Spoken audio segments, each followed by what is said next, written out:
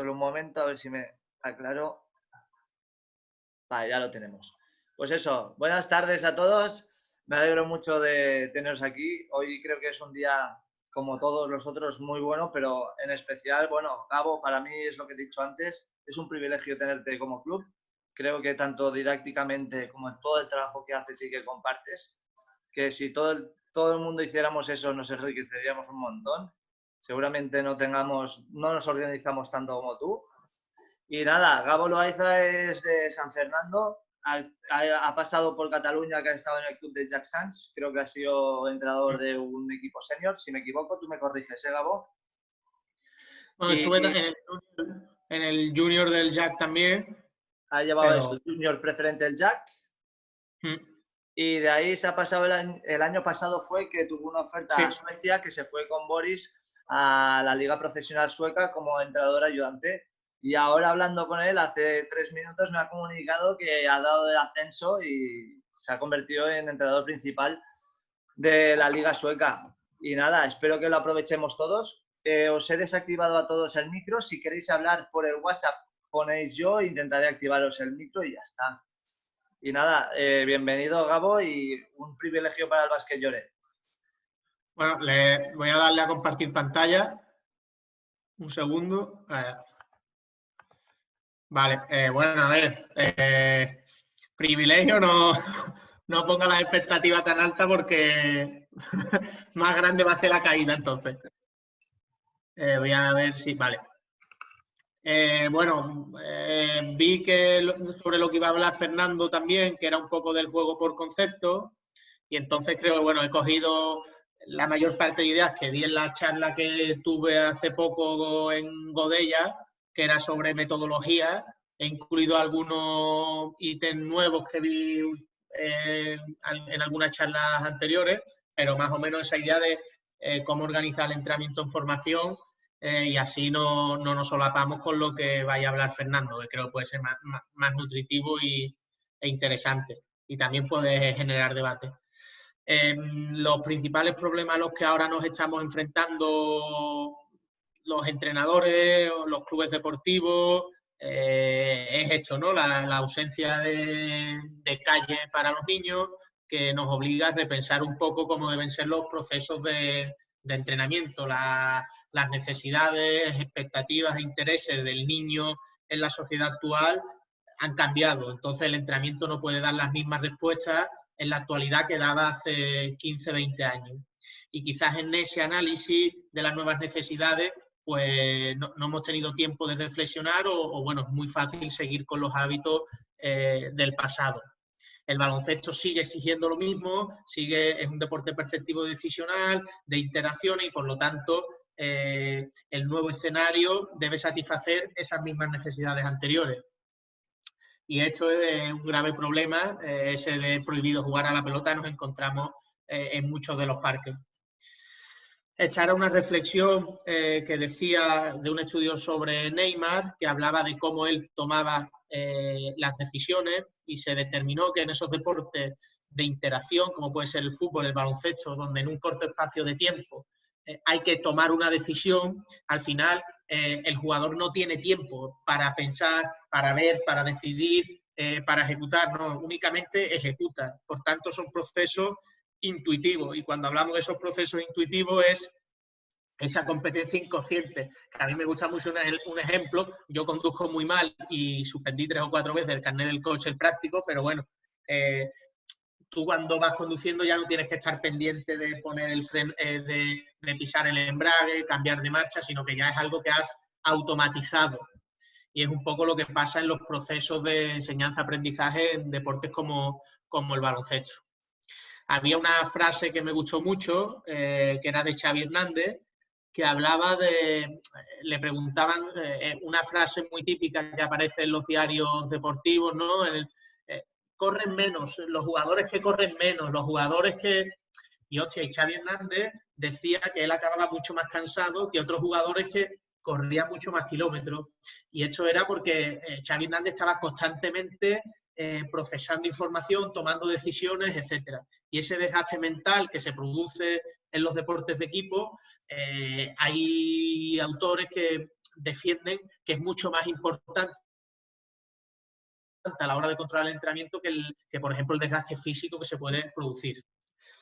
Hace 10 minutos estaba escuchando esta charla de Paco Gémez, que hablaba, que es un entrenador de fútbol. Yo nunca veo fútbol, pero sí que es verdad que muchas de las reflexiones de los entrenadores de fútbol trascienden con mucha más facilidad que las de entrenadores de baloncesto u otros deportes.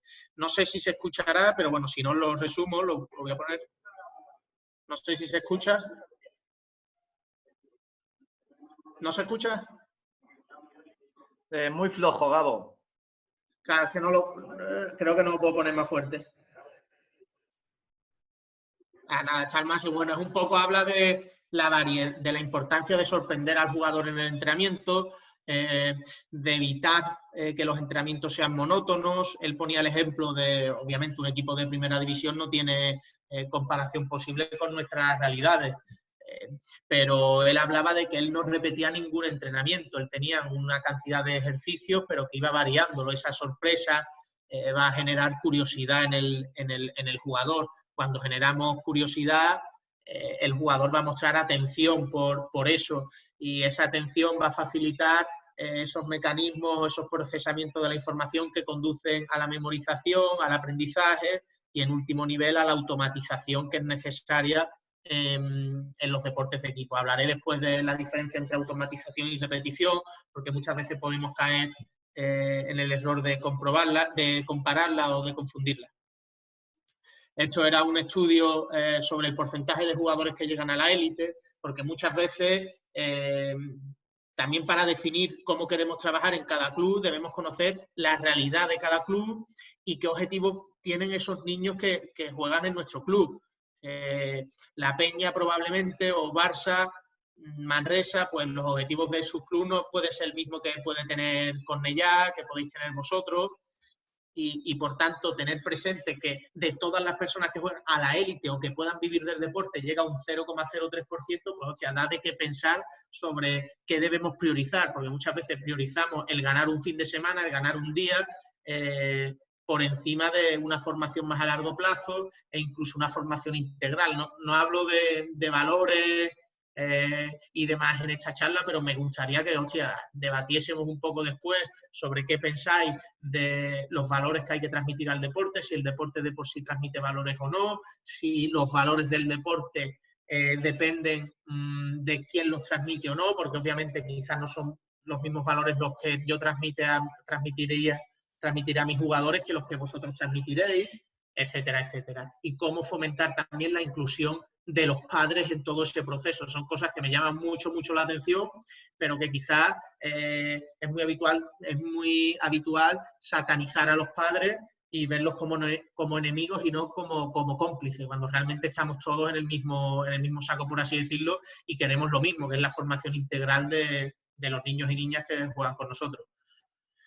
Bueno, la forma que tengo de entrenar ni es mía ni deja de serlo. Yo soy una persona que no es muy capaz de crear cosas nuevas, no soy capaz de imaginar determinados escenarios, no soy capaz de interpretar muchas cosas, la verdad, y entonces la única forma que me da pie a eso, a entrenar, es el poder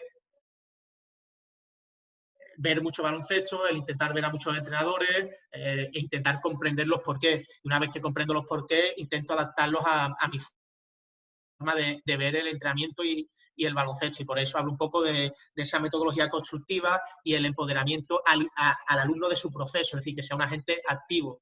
Aquí no quiero satanizar a esos modelos de entrenamiento que son mucho más analíticos, sino que voy a intentar dar mis argumentos de por qué creo que esta metodología basada en el empoderamiento del alumno, en dotar de significatividad los aprendizajes, experiencias variadas, múltiples, espontáneas, casi libres, que fomenten la creatividad, creo que es más rica en deportes como el baloncesto. No son aplicables los métodos de deportes individuales como el atletismo, la gimnasia rítmica, al baloncesto, por la propia realidad del juego. A mí lo que me gusta, cómo intento agrupar u organizar el entrenamiento es a partir del propio juego. Y a partir del propio juego, teniendo en cuenta esos macroprincipios, que son principios globales de de la mayor parte de juegos de interacción. Es decir, cuando en el fútbol los objetivos son los mismos que en baloncesto: progresar con el balón, evitar que me lo roben y lograr encestar o lograr meter el gol. Y defensivos ocurre lo mismo. Y esos macros principios son aplicables a esos deportes de interacción y luego ir bajando poco a poco. Estas tablas son las extraje de la tesis doctoral de Francisco Alarcón, que es un profesor de universidad que también entrenó en Murcia, fue el preparador físico de UCAM Murcia de ACB, y de cómo habría que organizar unos principios del juego, unos subprincipios y posteriormente llegar a los elementos de técnica o táctica individual para llegar a la consecución de esos principios. Por ejemplo, uno de los objetivos en baloncesto prioritarios será obtener cierta ventaja espacial, y para obtenerla que debe generar esa incertidumbre, y esa incertidumbre a partir de comportamientos imprevisibles, de enlaces de situaciones, movimientos sin balón, etcétera, etcétera. Pues un poco esa construcción, y creo que tener esa visión tan global de hasta dónde queremos llegar sí que en los clubes nos facilitaría la construcción de un modelo o una planificación por categorías progresiva y ciertamente coherente, que muchas veces en el entrenamiento en formación lo que perdemos es esa coherencia, y el paso de mini a infantil hacen cosas que en mini se satanizaban o viceversa. Entonces creo que a los clubes hay que dotar de esa coherencia, pero obviamente es muy difícil porque al final son muy pocos los directores técnicos que se pueden dedicar únicamente al baloncesto y están, bueno, pues echando su tiempo, invirtiendo su tiempo libre en ayudar a los demás. Así que, bueno, no es una forma de criticar a nadie. Aquí hay un ejemplo de un gesto técnico, que es, bueno, un reverso. Pues habitualmente esta situación se podrá trabajar de forma analítica o no, pero es muy probable que si el niño aprende esto en situaciones por cero, no sepa cuándo tiene que hacer el giro porque no reconozca cuáles son los focos a los que debe atender. Con esta forma, con el método que propongo de entrenar, que no es mío, sino uno con el que me siento más cómodo, pues el jugador descubriría qué foco debe atender para atacar al jugador, y eso sale del propio juego. Esos focos pues puede ser, o sea, si el jugador anticipa atacar al lado contrario, son focos muy sencillos que creo que el jugador, si nosotros creamos esos escenarios, puede llegar de forma autónoma. No necesariamente necesita que nosotros constantemente le estemos dando las respuestas. Este es un ejemplo, bueno, una situación de Baskonia cuando estaba Pedro Martínez, de 2x2, muy sencilla, bueno, de ocupación de espacio, que es un poco, creo que será de lo que os hablará Fernando. Ahora hay tuvisteis al staff de Valencia Basket, también me habéis dicho. Ellos, joder, ahora no sé si es Maroto o Morot, ahora no acuerdo el apellido del entrenador ayudante. Maroto. Ya ibas bien. Pero él habla, claro que lo de Maroto me sonaba los de la que se avecina y ya digo, hostia, a ver si voy a estar haciendo ridículo. Y bueno, y él dio una charla hace poco también para Valencia Basket, que está súper interesante, sobre cómo ellos construyen los sistemas, y habla de las interacciones, que el juego se reduce a situaciones de 2x2 y 3x3, y que a partir de ahí era como construíamos el juego. Yo creo que esa reducción del juego facilita que se establezcan interacciones entre los diferentes compañeros, y este es un claro ejemplo de un 2x2, que me parece que puede ser la base del entrenamiento. Que el baloncesto probablemente, tal y como está entendido, las exigencias competitivas de 5x5 en mini, en infantil, cadete, junior, hacen que aparezcan todo tipo de comportamientos de forma espontánea, pero según la categoría lo que debemos diferenciar es sobre qué priorizamos.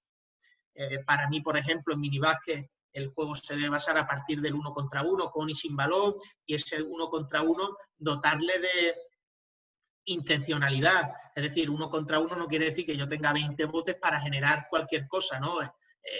Ese trabajo previo para recibir, etcétera, etcétera, que permita la construcción del jugador sin generar hábitos o transferencias negativas con los aprendizajes posteriores. ¿Cómo llegamos a formar jugadores inteligentes y autónomos? El objetivo final que tenemos todo entrenador es que los jugadores sepan reconocer las situaciones de juego.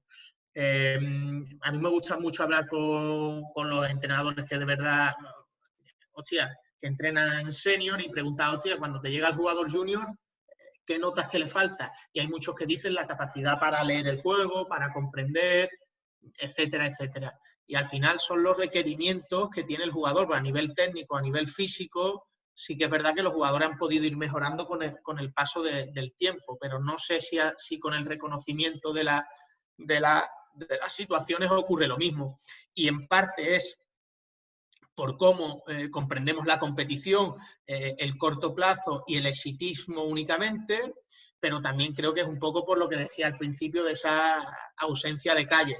Por tanto, habrá que pensar qué vuelta le debemos dar al entrenamiento para verdaderamente formar esos jugadores capaces de reconocer las situaciones de juego autónomamente y den respuesta por sí mismos. No es tanto qué espera el jugador de nosotros, sino qué sabemos nosotros que el jugador necesita. Y ahí el equilibrio entre el corto y el largo plazo es muy importante, porque al jugador lo que le digamos o lo que tratemos de enseñarle, si no va a tener beneficio a corto plazo, ese coste-beneficio es muy importante manejarlo. ¿Qué quiero decir? Si al niño le produce un gran coste ese aprendizaje y encima no le va a servir para nada la semana que viene, pues tal y como se ha concebido la competición o la sociedad actual, pues el niño lo empezará a desechar. Y eso es un poco el equilibrio al que tenemos que llegar. Yo siempre soy defensor de esos largos plazos, de intentar construir una base, un bagaje amplio, una cierta polivalencia o personalidad del jugador, pero cada vez soy más consciente que quizás el corto plazo influye mentalmente y esos refuerzos o la comunicación que tengamos con el jugador, no solo construir a partir de los fallos que ellos tengan, sino a veces a partir del acierto. Esto es un pequeño resumen de cuál es la diferencia entre el enfoque más tradicional y el enfoque táctico. Principalmente podemos destacar que lo importante en el enfoque más contemporáneo y constructivo es el proceso, que el aprendiz es un agente activo del proceso y nosotros somos un poco los guías. En cuanto al feedback, si antes éramos el entrenador, debíamos estar constantemente diciéndole cómo hay que hacerlo y si no es a mi manera, eso está mal. Ahora damos la mayor libertad al alumno para que experimente y damos una mayor variedad de feedback, entre ellos el interrogativo, el preguntar al jugador, que cada vez es más habitual, aunque a mí no me gusta solo quedarme en ese, sino que bueno, a veces hay que decirle cómo, a veces el uso del vídeo, a veces el uso de un compañero que corrija, etcétera, etcétera, variedad en el feedback, pero que al final el objetivo sea el mismo, que el chico interiorice el porqué, el porqué de esa acción, el porqué de esa decisión. Y en definitiva es lo que aparece un poco en los resultados al final, ¿no? De autonomía y optimización del tiempo de entrenamiento. Nos quejamos muchas veces de que tenemos poco tiempo, pero seguimos anclados en ese 1x0, 2x0, luego pasamos directamente muchas veces al 5x5 o no hay una transferencia real y realmente hay que modificar esos escenarios de aprendizaje para que se den los comportamientos que nosotros queremos. Es muy complicado, pero no hay que calentarse tanto la cabeza como aparentemente puede ser. Aquí creo que tenía un vídeo, este ejercicio, por ejemplo, aquí hay cierta incertidumbre en una situación de 1 contra 1, donde el defensor realmente no sabe si va a tener que defender en 45 grados o en esquina y no sabe a cuál de los dos jugadores va a tener que defender. Pues eso puede generar cierta incertidumbre y por tanto no es un ejercicio que sea de una implicación cognitiva demasiado grande, ni sea demasiado caótico, porque muchas veces entendemos ese entrenamiento constructivo solo como un caos y no, yo soy muy defensor de ese caos organizado, pero a veces este tipo de situaciones más mecanizadas y reducidas también es igualmente válido porque cognitivamente el jugador debe estar atento para dar las respuestas necesarias.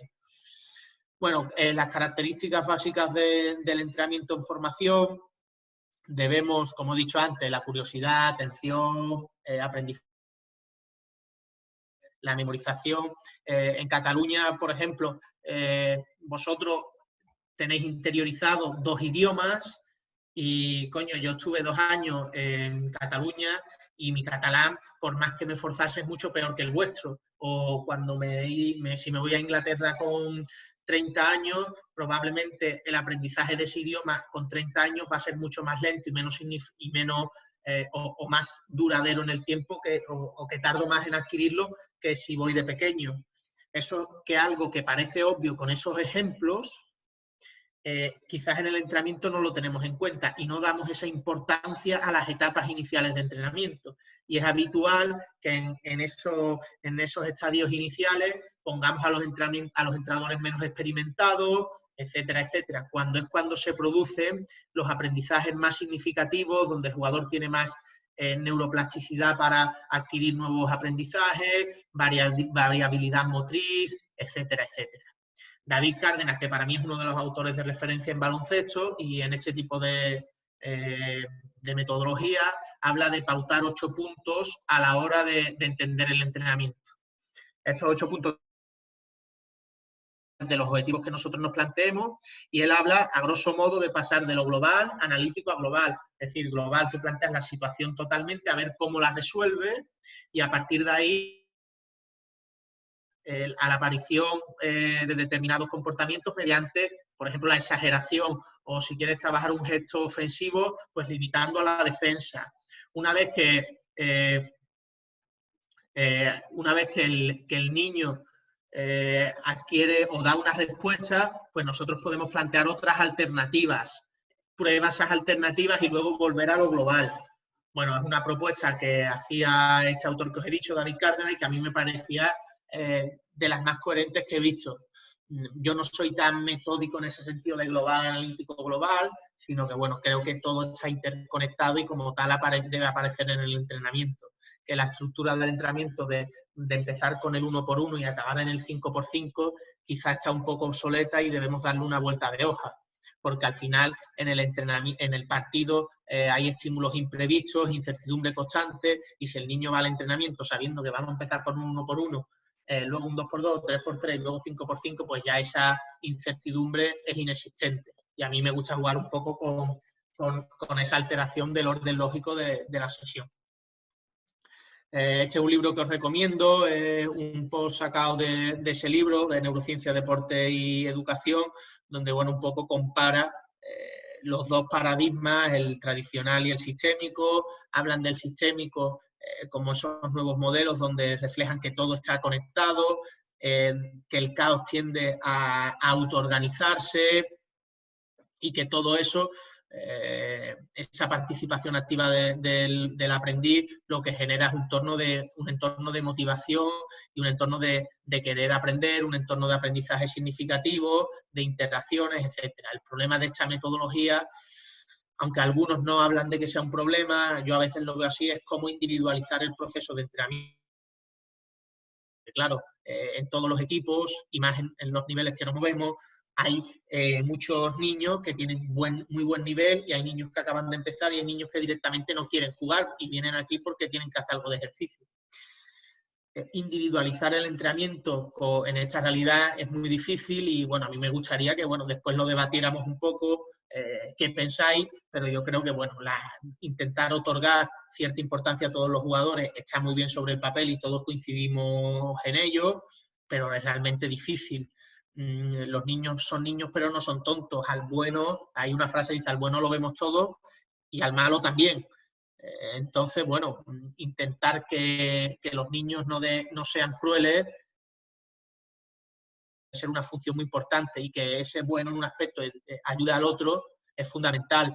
Y por eso a mí en ese sentido sí me gusta mucho el tipo de actividades variadas, por ejemplo el uso del vídeo, porque hay niños que en pista se equivocan mucho, pero luego haciendo vídeo, reconociendo situaciones son muy buenos. Y claro, que todos sientan ese sentimiento de competencia, que es muy importante para un concepto que habla mucho, que es la vinculación afectiva. Ese vínculo afectivo con el deporte, con el equipo, con el club. Creo que al final debe ser uno de los objetivos prioritarios que tengamos en todo proceso de entrenamiento y sobre todo en formación. Bueno, hay un ejemplo de Adrià Murciano, que es entrenador también catalán. Bueno, un ejercicio con énfasis en el plano cognitivo sobre trabajo defensivo. El defensa no sabe a qué cono tiene que ir el atacante. Aquí el entrenador le dice al atacante a qué cono tiene que ir y el defensor, pues bueno, en base a las normas que tenga, defender. Esto que es técnico, táctico, físico, pues yo, como os he dicho antes, en base a esa perspectiva sistémica, para mí es todo. Es todo. Lo importante es que priorizamos. Si en este tipo de ejercicios lo que priorizamos es a nivel motriz, la coordinación, el juego de pie, o a nivel táctico, cómo creamos una ventaja para atacar, o a nivel técnico, el uso de manos en defensa, etcétera, etcétera. Creo que todo está conectado, que lo importante va a ser qué priorizamos, pero en ese establecimiento de prioridades lo que no podemos caer, y es muy difícil, y yo, si no cayera, sería bueno, pero como caigo, yo me sé la teoría, pero es muy difícil aplicarla. En ese no caer en la transferencia negativa está la clave de todo, que a veces priorizamos una cosa y olvidamos lo demás. Y en ese olvidar lo demás se generan unos hábitos que luego son muy difícilmente de cambiar. Y ahí es donde surgía uno de los problemas de esas filas eternas, que era uno de los grandes fallos de los modelos tradicionales de entrenamiento. Que claro, el niño está en una fila entera sin ningún tipo de tarea, no tiene atención, etcétera, etcétera. Pues el niño está perdido en el entrenamiento y, coño, eso luego va a tener su repercusión cuando tenga que resolver problemas en la competición o en el propio entrenamiento. Hay autores, luego lo veremos, decían que bueno, la atención es el coeficiente intelectual del jugador de baloncesto, de los deportes de equipo, que esa capacidad para saber dónde mantener el foco es fundamental. Luego aquí os recomiendo un artículo, está muy chulo, sobre el tema del bloqueo directo, dónde mostrar o dónde poner el foco, dónde poner el foco los jugadores expertos en esa situación de bloqueo directo, que es muy, muy habitual. Y luego debatiremos seguramente, porque es un tema muy recurrente, que cuándo podríamos incluir ese tipo de elementos, cuándo no. Me parece muy interesante debatir sobre eso también. Al final depende, creo, mucho del nivel. Un aspecto muy importante a la hora de entrenar son esas etapas sensibles de aprendizaje, como hemos dicho antes, que se producen entre los 6, donde se producen los aprendizajes más significativos. Por lo tanto, hay que ser más cuidadosos, es cuando el cerebro se está construyendo, y aquí entra el fenómeno del trabajo por multitareas, que el Barça Paco Cirulo trata de incluir, donde trabajar elementos coordinativos como la bilateralidad, ambidextrismo, etcétera, etcétera, que lo que van a permitir es esa construcción del cerebro, esa capacidad del jugador para responder o mantener el foco a diferentes estímulos simultáneos, alternativos, etcétera, etcétera. Que a la postre nos van a permitir adquirir un buen bagaje motriz para luego ir a esos procesos de especialización que vendrán a posteriori. Nuestros deportistas, pues hay que definir cómo son. Son adolescentes, y la etapa de adolescencia es una etapa muy complicada. Cambios de humor constantes, empiezan a construir su personalidad, y bueno, es un poco Javier Oliveras, que me parecían interesantes, y también definir cómo debemos ser los entrenadores, porque, como decía antes, el deporte de por sí creo que no tiene valores, que los valores se los transmite los que formamos parte de él, formamos parte de un club, etcétera. No creo que sean los mismos valores los que transmite o transmitía tradicionalmente el olimpismo de los que transmite en la actualidad. No son los mismos valores los que transmite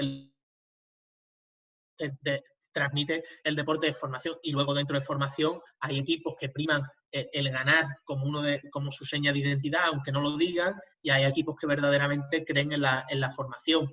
Por tanto, en ese proceso de formación integral de los niños y niñas debemos tener en cuenta qué tipo de adultos van a estar a su cargo, y esa integridad, moralidad, honestidad creo que es básica, y es un tema que muchas veces no hablamos y preferimos hablar solo de baloncesto.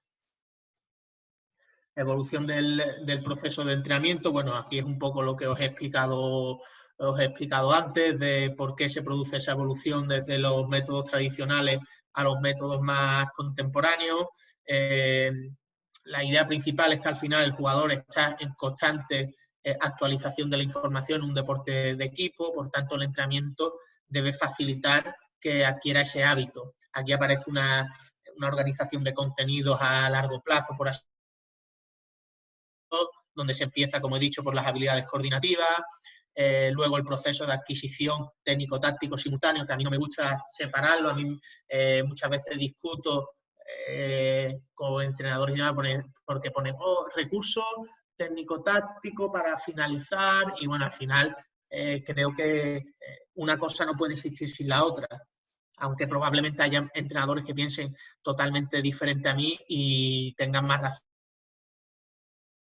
porque, bueno, saben buscar argumentos, pero creo que si tú ves un partido no se puede separar qué es lo técnico de lo táctico. Estos modelos constructivos tienen una cosa clave que es creer que nada es que la aptitud puede ser innata, pero que el desarrollo del talento se puede trabajar con el entrenamiento. Y hay muchas teorías, como es la teoría típica de las 100.000 horas, donde para el desarrollo de los jugadores expertos en un deporte de los 9 a los 18 años deben tener una práctica deliberada, con el deseo de mejorar, etcétera, etcétera, de unas 10.000 horas, que no es solo cantidad, sino calidad de práctica.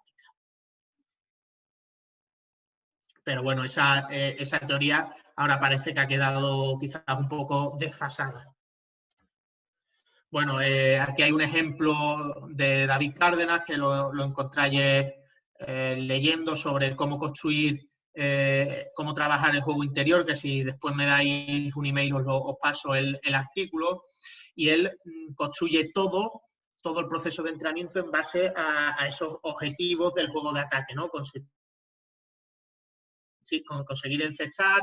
¿Qué es conseguir encestar? Pues, hostia, para conseguir encestar, ¿qué procedimientos puedo conseguir? Y una vez que sé los procedimientos, que puede ser lanzar con el menor grado de posición, ¿qué tipo de acciones debo desarrollar?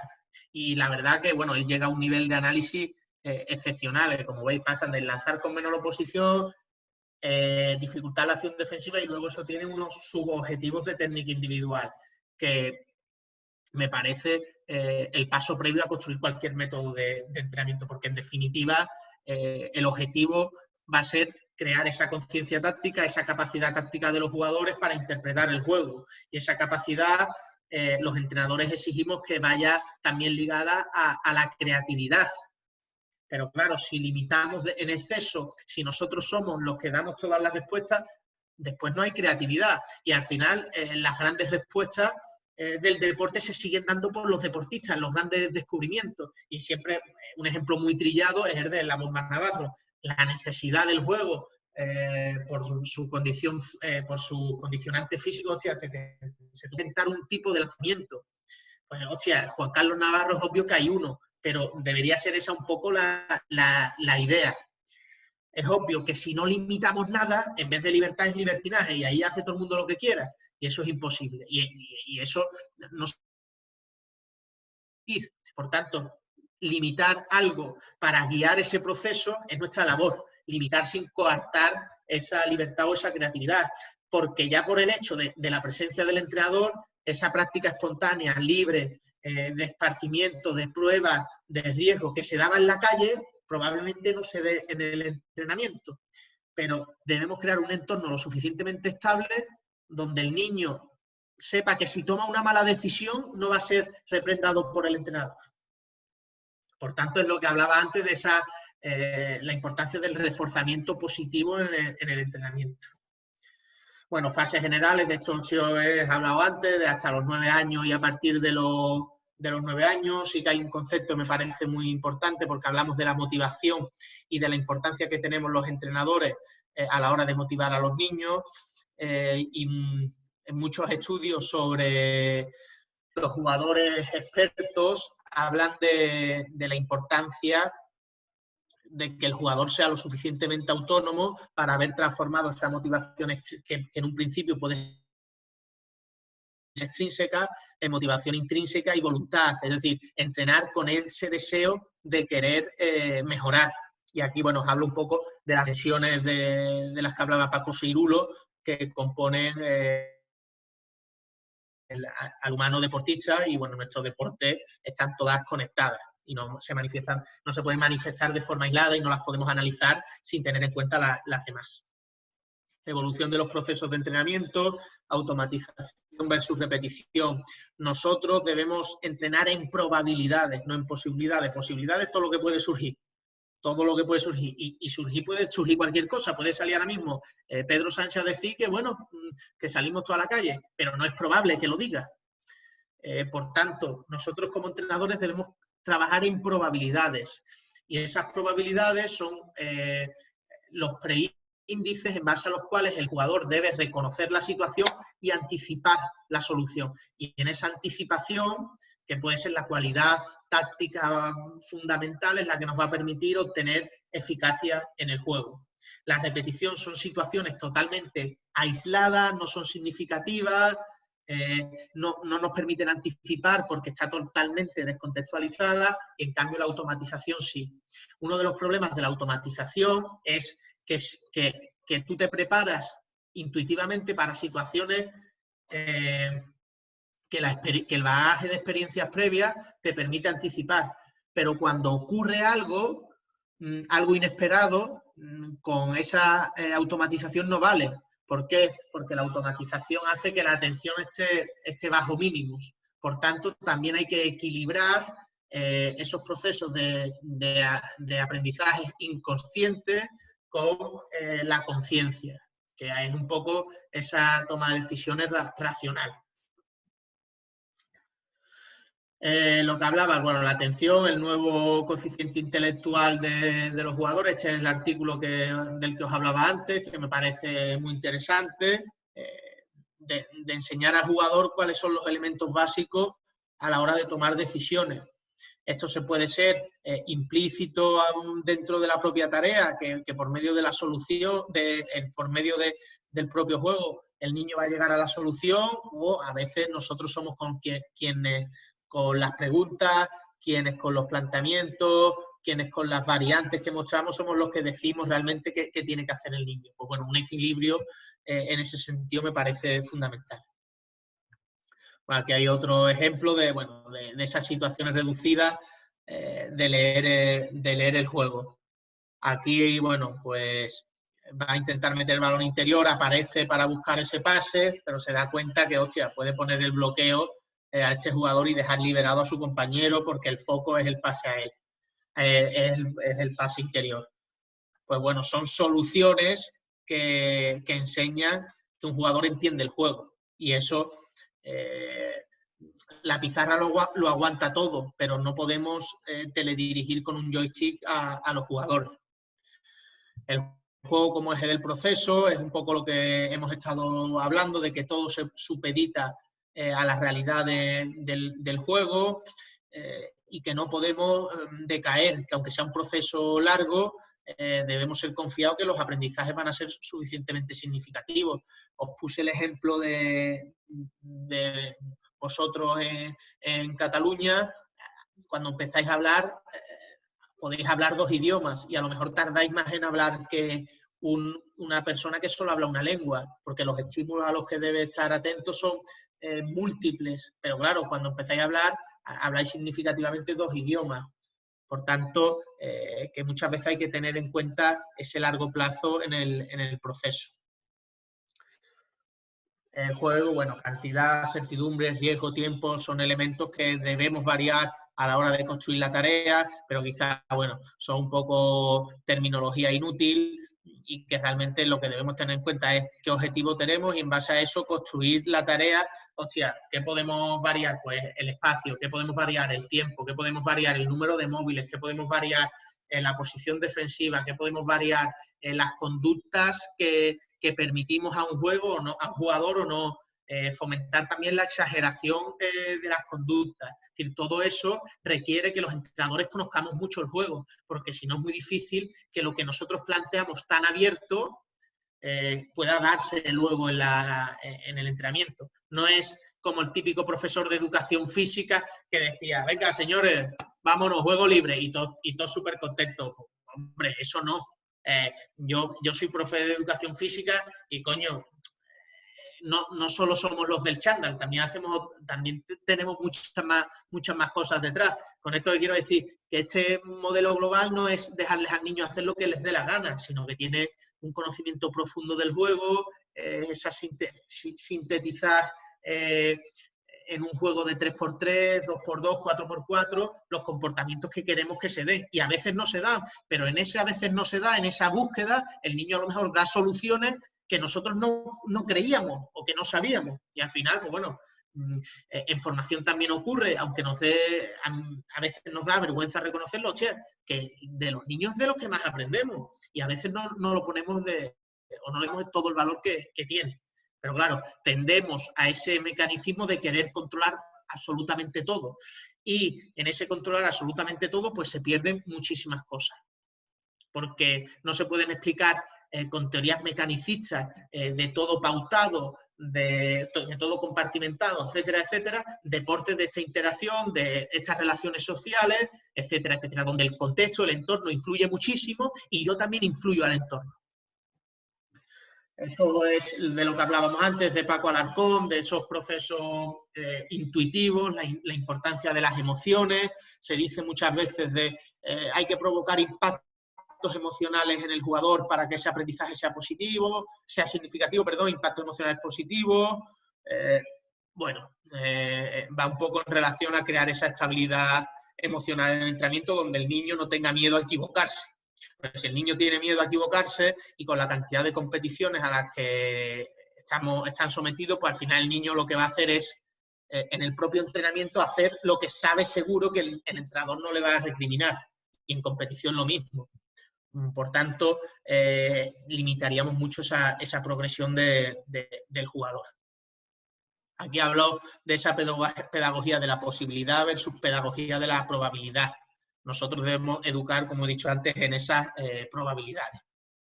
Transferencia en el entrenamiento, ningún niño es una hoja en blanco, todos los niños tienen un recorrido mayor o menor y, por tanto, todo va a influir en lo posterior. Y esa influencia podrá ser positiva, negativa o neutra. Nuestro objetivo para intentar optimizar el tiempo de entrenamiento es que esa transferencia sea positiva y para ello lo que hay que tener siempre presente son los principios de los que hablábamos antes del juego, porque ahí seguro que si tenemos eso siempre presente no nos vamos a salir. Pero sí, claro, si para trabajar un gesto técnico muchas veces la excesiva exageración hace que nos alejemos totalmente de la realidad del juego, pues es muy probable que, esa transferencia no sea del todo positiva. Y es un poco lo que pasa con el trabajo analítico, que si el niño no interioriza por qué tiene que hacer esto, probablemente cuando tenga que hacerlo, cuando la situación lo requiera, no va a saber hacerlo. Porque al final, yo estoy muy de acuerdo con esta reflexión de no hay dos acciones iguales. Hay acciones que tienen muchos elementos comunes, pero no hay acciones iguales. Por lo tanto, hay que reconocer patrones. La metodología tradicional habla mucho de la biomecánica, ¿no? Del tiro, del pase, del rebote, del plan. Pero, luego tenemos ejemplos, si nos paramos a analizar los grandes tiradores, pues a lo mejor la River tira así y no sé si eso está bien enseñarlo. Juan Carlos Navarro tira así. Stephen Curry o Klay Thompson no tiran igual. Por lo tanto, creo que también con estos modelos vamos a individualizar mucho la técnica del jugador. No vamos a sacarla de los libros, porque al final esas respuestas no salen del libro. Sí que es cierto que luego en esa fase que puede ser un poco más analítica de guiar el proceso, si podemos tener en cuenta 2, 3, 4 factores que puedan ser relevantes, pero que puedan ayudar al niño a que llegue a ese conocimiento. Si el niño a lo mejor nos da un golpe de muñeca, pues podemos insistir en que, que vaya más bombeado el lanzamiento y a lo mejor ahí ya hace el movimiento. Pero bueno, no hay una ciencia exacta y yo también, a pesar de que soy muy defensor de estas teorías, también en muchas ocasiones guío en exceso el proceso de entrenamiento. Cuando hablo de todas estas ideas son almas, por así decirlo, ¿no? Lo decía un profesor del INEF de Barcelona, decía eso, bueno, al final lo que nos define es el método, ese alma de entrenamiento, pero que yo defienda esto no quiere decir que en momentos puntuales no podamos usar otras cosas. Es, en definitiva, las prioridades que damos en todo el proceso de entrenamiento. Esta manipulación de los constreñimientos es un poco, bueno, constreñimiento, cuando lo lees, es que me hace mucha gracia, pues yo también soy de utilizar muchas veces estas palabras, porque parece que sabes, y realmente, hostia, que es pues, un poco manipular las variables, lo que hemos dicho antes, del espacio, el tiempo. Sabemos que si aumentamos el espacio, el niño va a tener mayor tiempo para decidir, porque la distancia para la decisión es mayor. Si lo reducimos, los movimientos tienen que ser mucho más precisos, mucho menos tiempo, etcétera, etcétera. Así que, bueno, aquí hay un ejemplo de un calentamiento que, bueno, os invito a la reflexión de si los calentamientos deben ser como tradicionalmente los concebimos, de activación metabólica, estiramientos, entradas, etcétera, etcétera, o también pueden ser un momento para la mejora del jugador, para tomar decisiones relativamente sencillas, etcétera, etcétera. Yo soy muy fan, por ejemplo, de hacer circuito en el entrenamiento y de hacerlo en cualquier categoría, pero claro, el problema ¿cuál es? Que cuando llegan juniors o cuando llegan seniors, pues ya es tanto la mochila que tienen que es muy difícil cambiar ciertos hábitos. Y me acuerdo un senior en el Jack que me decía, Gabo, mira, para mí el entrenamiento contraataque de 11 y 5x5. Y yo llegaba ilusionado con ejercicios de no sé qué, y muchas veces hay que saber lidiar con eso y llegar a lo que decían muchos autores de la estrategia del café con leche. Darle lo que tú quieres, pero, hostia, también darle algo de lo que ellos te reclaman, porque realmente sabes que a lo mejor no tienes, es decir, en el calentamiento a mí me gusta hacer este tipo de cosas, pero sé que una activación metabólica no influye negativamente en el desarrollo posterior. Así que, bueno, esta era la presentación. Así que, bueno. Lo que quiera. Gabo, espectacular. ¿Vale? Creo que aquí hay muchos conceptos que lo que sí que me gustaría es que los entrenadores o los invitados que por favor no os quedéis callados. Si necesitáis que os defina algún concepto, algunas cosas, todo lo que se os ocurra, lo tenéis aquí delante. Aprovechar. Y Gabo, muchas gracias, es muy buena. No, nada. Y bueno, encantado. Yo tengo muchas preguntas, pero me gustaría que, bueno, dejar un poco que sean ellos y ellas. Que por favor, por ejemplo, el aprendizaje implícito, a lo mejor muchos entrenadores de mi club no entiendan lo que es. ¿Sabes, Gabo? Si quieres empezar por ahí. Muchas aprendizaje implícito es el que se produce a través de la tarea, sin la necesidad de que el entrenador tenga que guiar demasiado ese proceso por medio de preguntar, etcétera, etcétera. Pero que a pesar de que muchos autores corroboran que eso es mucho más significativo en el proceso de aprendizaje, también es necesario incluir otro tipo de tareas, que pueden ser que el entrenador, por medio de guíe exactamente de si el jugador te ataca aquí, tienes que atacar lo otro. Y también tiene un componente de toma de decisión. No sé si queda relativamente claro. Clarísimo. ¿Alguien quiere preguntar?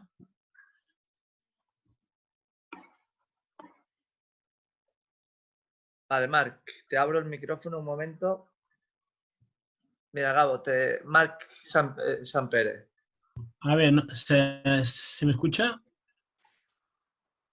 Sí. Sí, vale. Mira, es solo un tema del principio de la charla, sobre lo que también has comentado que comentaba Paco Gémez. El tema de, como has dicho, de que es interesante que cambiar los ejercicios cada entreno y tal. Yo tengo el debate dentro de mí mismo de hasta qué punto es bueno cambiarlos cada día o, como otros entrenadores también en charlas que hemos tenido estos días, comentan de tener una rutina de unos ejercicios para hacer los entrenamientos más ágiles. O sea, tener los mismos ejercicios que ya sea, vamos a hacer el ejercicio Michael Jordan, ya saben todos lo que vamos a hacer. O, bueno, ¿a qué le darías importancia?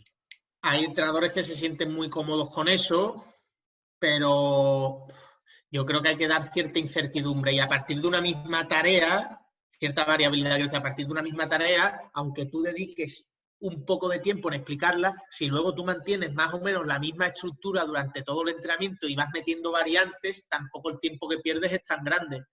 Sí que es verdad que hay jugadores que, bueno, jugadores y entrenadores que se sienten más cómodos con una rutina fija de tareas que otros, pero sinceramente creo que eso te da una variabilidad y que al jugador le obliga a ser espontáneo, a permanecer atento, porque no se espera lo que va a pasar, esa sorpresa. Otra cosa es el cambiar por cambiar. Hay ejercicios que son eficaces y que como rutinas a lo mejor de calentamiento pueden estar súper chulos para activarse, etcétera, etcétera. Pero yo sí defiendo el cambio porque todo lo que haces en el entrenamiento intento que se manifieste en la competición y bueno, al final en la competición hay cierta incertidumbre, espontaneidad, etcétera, y creo que así se puede conseguir mejor. Yo, no sé, yo, por ejemplo, cuando a veces trabajo a través de algún 3x3, 4x4, a veces intento hacerlo, estoy hablando de seniors de ahora, intento hacerlo de diferentes maneras justamente para eso, para no crear el hábito siempre que sea lo mismo y que sea como aburrido, monótono. Y lo que me encuentro muchas veces es que estamos más rato pillando el ejercicio que trabajando realmente lo que importa. Y al final acabo utilizando el mismo ejercicio para todo, para que se centren en el concepto que estoy trabajando, táctico, no en cómo va el ejercicio, que a veces es, bueno, no sé. Claro, por eso decía que al final tampoco es complicarse tanto. Y a mí muchas veces me pasa que quiero intentar darle tantas vueltas y demás que digo, hostia, pedazo de ejercicio he inventado, y luego llega el entrenamiento y los jugadores dicen, mira, no vale para nada. Y sí, hay toda la razón, pero ahí lo que creo que, hostia, invertir tiempo para ganar después y luego las prioridades. Sí que es verdad que a lo mejor en senior el 5x5 es un elemento importante en el entrenamiento y ahí puedes adaptar según qué comportamiento para que se dé lo que tú quieras. Creo que la idea hay que intentar priorizar. Por ejemplo, en minibásquet, aunque tú cambies mucho los ejercicios, puede ser muy típico que muchas veces todo se reduzca a un 1 contra 1 y tú lo que cambias es cómo se llega a ese 1 contra 1. Al final tienes patrones comunes. Lo que no digo es cambiarlo todo sin que tenga sentido entre las cosas, pero sí que es verdad que cae en eso y que sí que es verdad que se puede caer también en estar hablando más tiempo del que están los niños jugando.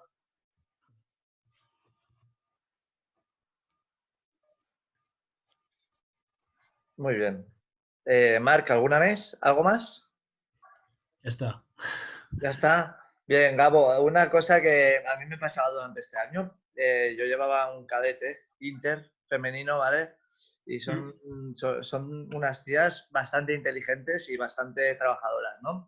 Entonces, a mí esto que dices, yo pienso como tú, que hay que innovar los entrenamientos, que hay que tirar de todas las posibilidades que te puedas encontrar, probabilidades que te puedas encontrar, que incluso a veces, cuando hago una reflexión, pues digo, pues a lo mejor estoy tirando más de posibilidades que de probabilidades, ¿no? Pero entonces eso viene del error, ¿no? De cuando yo lo veo en pista y es cuando digo, pues nada, hoy ya la he jodido, pues voy para el próximo, ¿no? Pero, por ejemplo, luego, a la larga yo he pensado que a lo mejor un ejercicio durante el inicio de temporada, un par de ejercicios, tenerlos siempre en ruedo para añadir poco a poco nuevos ejercicios, ¿no? Es como que te da una dinámica, porque, por ejemplo, yo pido mucha intensidad, la cual no es real, porque un jugador no puede estar siempre ahí arriba, ¿no? Y bueno, lo que te digo es que, por ejemplo, lo que me ha pasado últimamente es que si al principio de temporada que repetía 3 ejercicios y hacía 7 en total, pues al final, si llegaba a medio de la temporada y ponía 7 ejercicios, de los 7, 6 nuevos, me volvía loco con ellas. Y perdía mucho tiempo de entrenamiento, pero más por mi culpa que por ellas. Claro, yo sí creo que tiene que ser un hábito casi desde el principio, porque luego cambiar ese tipo de cosas es muy difícil y a medida que avanza es más complicado.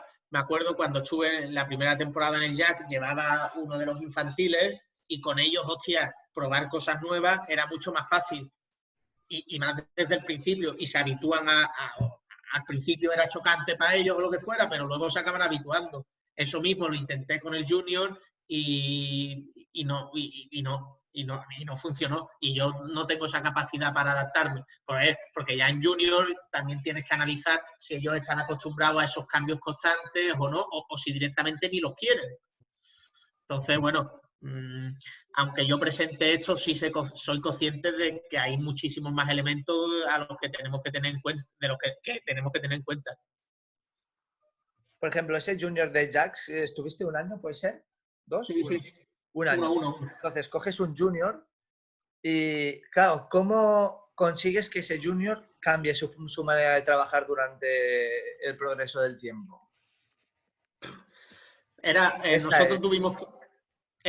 además era un Junior que teníamos que hacer la fase de preferente justo antes de la temporada, que claro, al final son niños de segundo bachillerato que casi que se juegan su último año Junior en septiembre, o antes de septiembre, ahora creo que lo han puesto en julio, ¿no? Claro, ese largo plazo ahí queda un poco desdibujado, porque también tienes que pensar un poco que ellos quieren competir en preferente. Y claro, lo que tú hipotecas al principio, ya luego es más difícil cambiándolo. Y sí que es verdad que, por ejemplo, en el Junior yo intenté construir las cosas de esa variedad de ejercicios, de 3x3, 4x4, toda la variedad que pueda haber, hacer cambios, locuras en el entrenamiento. A mí me gusta mucho, a lo mejor empieza el segundo ejercicio un 5x5 y luego pasas al 3x3 y luego al 2. Es decir, que haya esos saltos a lo mejor, pero teniendo el mismo objetivo. Y sí que es verdad que con el Junior, ese Junior no fui capaz de que ellos lo entendieran o que disfrutasen o confiasen en eso. Y ahora te paras a analizarlo y te das cuenta de que, hostia, tienes que intentar jugar a lo de la estrategia del café con leche, darle lo que ellos quieren, que saben que no tiene un efecto negativo, pero también ir introduciendo lo tuyo poco a poco. Y en esa flexibilidad también está el arte de entrenar, que yo, por ejemplo, no la tengo para nada. Y bueno, por eso yo soy malo y hay otros que son buenos, la verdad. No, porque a mí me pasa algo muy similar. Y de aquí tenía otra pregunta. Por ejemplo, hemos hablado de lo técnico y táctico, que lo técnico siempre está en el entrenamiento, siempre están unidos tanto físico, técnico y táctico. Estoy de acuerdo, pero por ejemplo, los trabajos analíticos es cuando tú puedes dedicarle más tiempo al jugador, ¿no? A corregir un gesto, ¿no? Entonces, se está perdiendo un poco la perfección o el gesto a favor de la toma de decisión del espacio. No sé si me explico. Sí. A ver, yo lo que sí creo que al final el gesto perfecto y demás no puede salir de nosotros, sino que sale del propio jugador, lo que es perfecto para sus necesidades y lo que aparece en el juego. A mí, por ejemplo, el año pasado que sí podía hacer muchas tecnificaciones en Suecia, y claro que al final era cara a cara él y yo. Que más analítico que eso no hay nada, pero sí que intentábamos que hubiese cierto componente de toma de decisión, y creo que al final los gestos se tienen que adaptar a las cualidades del jugador y vamos en esa dirección. Al final todos nos regimos por los criterios estos de eficacia y eficiencia. Si llega un junior senior que tiene una técnica de tiro que es muy fea, pero las mete todas con defensor o sin defensor, son cosas que son muy delicadas. Cambiar un gesto técnico tan importante como el tiro sin saber exactamente muchas veces qué corregir, le puede hacer hablando mal y pronto, una putada al jugador. Entonces creo que lo que hay que es provocar. Es decir, tú sabes que él está teniendo ese fallo, pero probablemente si tú se lo dices, el jugador no se va a dar cuenta. Ahí uso mucho la herramienta, el vídeo me gusta mucho y que el chaval se vea porque el vídeo no engaña, o directamente en el entrenamiento provocar una situación donde tú sepas que el niño, por votar de esa manera, la va a cagar. Y si él la caga, por sí mismo se va a dar cuenta de que algo tiene que cambiar. Pero tenemos que hacerle ver eso, porque muchas veces minibásquet en infantil, que hay mucho más espacio porque físicamente, como son los niños y demás, hostia, el niño fuerte destaca mucho más que el niño que es un palillo. Hostia, y permitimos que haga cosas solo porque mete la canasta, sin pararnos a pensar si eso a la larga le va a servir o no. Estaban llamando aquí unos... Así que bueno, no sé si ha quedado respondido o no. No sé qué pensáis vosotros. Pero, por ejemplo, otra pregunta, o sea, sobre esto, ¿eh? Pero en minibásquet, ¿cómo lo harías? A los jugadores que les tienes que iniciar en ese gesto, el cambio por delante, el aro pasado, las entradas, el paso perdido, ¿cómo les familiarizas con la toma de contacto con eso? Claro, Si no es por ejemplo, los juegos tradicionales nos dan un montón, el típico del robacolas, el robacolas, si te encuentras con un compañero tienes que hacer un cambio de mano, el pilla-pilla, es decir, son ejercicios que facilitan eso. Si quieres trabajar cualquier gesto de bote, pues que empiece las típicas entradas con persecución, ¿no? Que empieza el defensor detrás y el ataque con una ventaja y pones un límite de bote. Es decir, que al final los juegos que están habituados los niños a hacer o que estaban más habituados a hacer anteriormente, coño, ayudan a la comprensión del porqué de los gestos técnicos. Sí, pero sí que es verdad que luego esta teoría, hay que nos damos cuenta que parece que no mejoran, que es imposible. Y todos hemos tenido casos de eso. Y la única solución, o que se me ocurre, o que yo he puesto en práctica, hostia, pues en esos ratitos muertos de antes de entrenar, de después de entrenar, intentar ir a corregir ciertas cosas, pero no imponer de esto hazlo así o así, sino, hostia, ¿tú por qué crees que pierdes tantos balones? Intentarle llegar o hacerle entender que él está llegando a la solución por sí mismo, aunque sabemos que llega porque nosotros propiciamos que llegue. No sé. María, te he habilitado el micrófono por si le quieres hacer la pregunta y hablar. Presentaros antes de hablar, por favor. Vale, bueno, yo soy María, yo entreno a niños muy pequeñitos y este año también está entrenando en infantil y bueno, lo que te estaba preguntando era que hasta qué punto se le corrige el gesto que está haciendo cuando lo está haciendo mal. Porque claro, dejamos una cierta libertad, ¿no? Como has hablado en el caso de algunos jugadores que tiran, bueno, pues no con la técnica que usamos habitualmente, pero hasta qué punto le podemos corregir al niño o niña. Para ahí yo sí pienso o creo mucho en la variedad de esas correcciones. No siempre la corrección puede venir de nosotros, de decirle bota más alto, bota más bajo, pero sí que si vemos que es un error que es sistemático, le puedes decir, hostia, Juanjo, ¿tú por qué crees que te están robando el balón? Y luego ir modificando ese tipo de feedback. Una cosa que me parece muy chula es la mentorización, es decir, decirle, mira cómo lo hace Joan, mira cómo lo hace tal, y que ese tal le ayude al compañero. Creo que en esa variedad es la clave. El problema es que muchas veces entendemos la corrección únicamente como que nosotros digamos la respuesta. No sé. No, muy bien. ¿Alguien tiene alguna pregunta?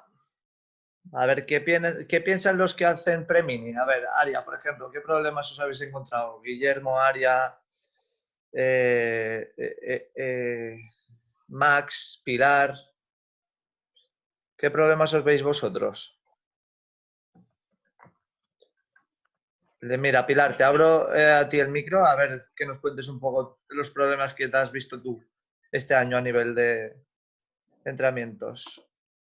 Vale. Hola, ¿se me escucha? Sí. Hola, buenas tardes. Mira, bueno, yo tengo un caso, bueno, ¿podemos hablar de casos individuales o no, Igor? Sí, el otro claro. día había esta controversia. Vale, yo en especial tengo a una jugadora que le cuesta muchísimo coger los conceptos, ¿no? Y decidí pues hacerle entrenos individuales. Y claro, el problema que tiene y que veo es que a la hora de explicarle y tal, le cuesta muchísimo concentrarse.